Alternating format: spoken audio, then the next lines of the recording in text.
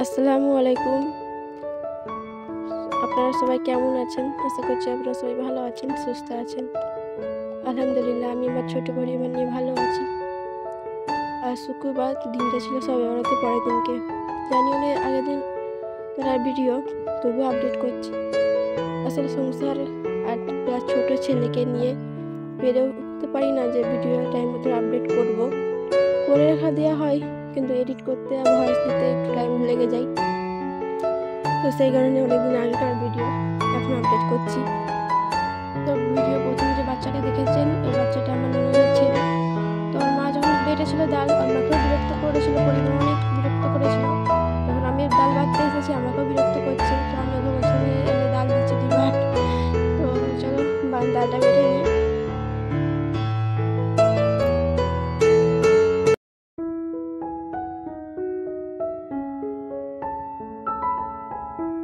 যে জিনিসটা খেতে ভালো, কিন্তু যে জিনিসটা তৈরি করতে অনেক পরিশ্রম লাগে একটা মহিলার বা গৃহিণীর।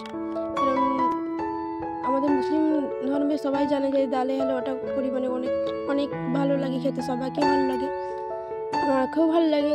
বলবো না অতটা খারাপ কি ভালো, কিন্তু আমার দেওরে আমার হাজব্যান্ডের বেশি ভালো লাগে। তাই এখানে পরিমাণে 1 কিলো নেওয়া হয়েছে। পরিবারে 3 জন 1 কিলো ডাল।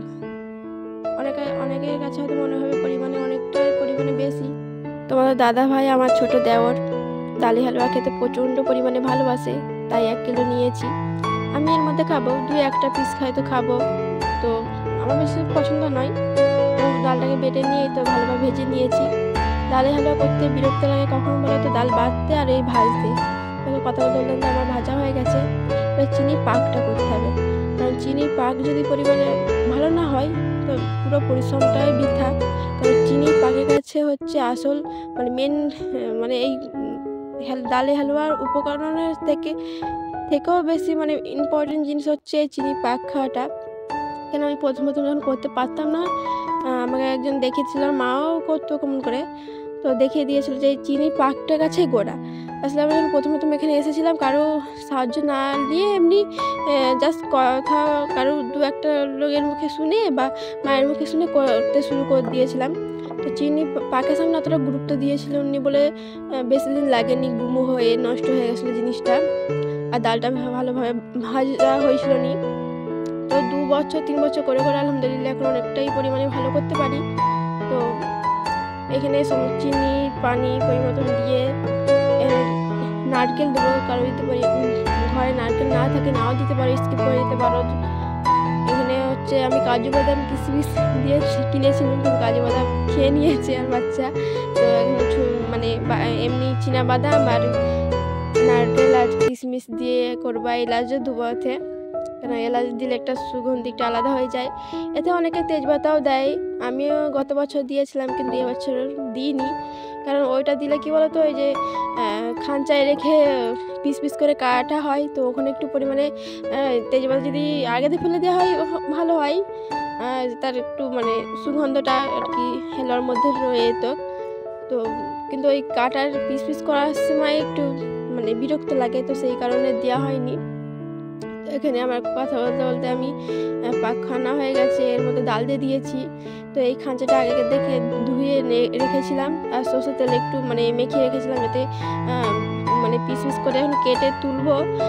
তো হালুয়াটা যেন ভালোভাবে উঠতে পারে, তো সেই কারণে তো আমি খুন্তি করে তুলে দিচ্ছিলাম। আবার হাজব্যান্ড একদিক দিয়ে আর কি যেহেতু পরিমাণে প্রচণ্ড গরম ছিল, আর আমার পাশে বসে আমার বাচ্চা বিরক্ত করতেছিল, ও হাত দেওয়ার জন্য আক্রমণ করছিল আর কি।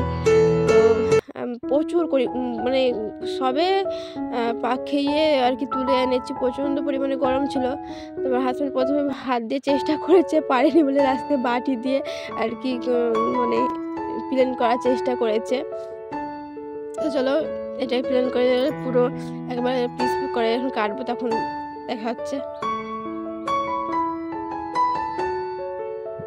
চলেন এদিকে তোমার দাদাভাইটা করুক, আমি ওইদিকে রুটি করি। আলো চালের রুটি, আলো চালটা আমার মা দিয়েছিল। তো আমি রুটি আগেতে ছিনে রেখেছিলাম আটা দেখে, শুধু রুটিটা বেলে নিব। চলো রুটিটা বেলে আসছে।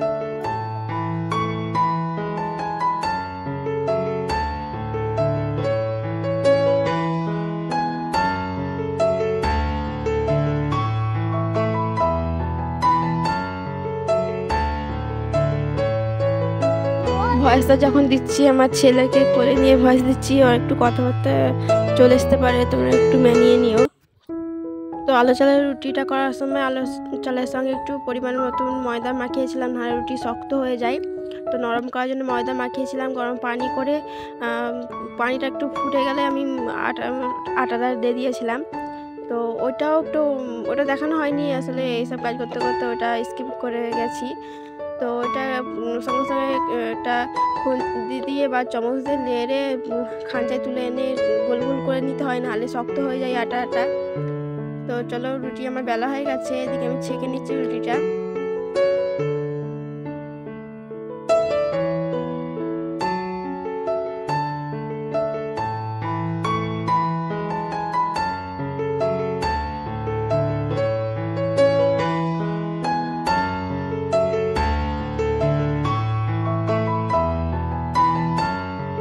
সব কিছু তাড়াহুড়োর মধ্যে চলছে, মানে বিকেল 4টাতে বসেছি, এখন রাত 7টা বাজে। তো এখন আমাদের তো কিছু মানে হালুয়া হয়ে গেছে, রুটিও হয়ে এসেছে প্রায়।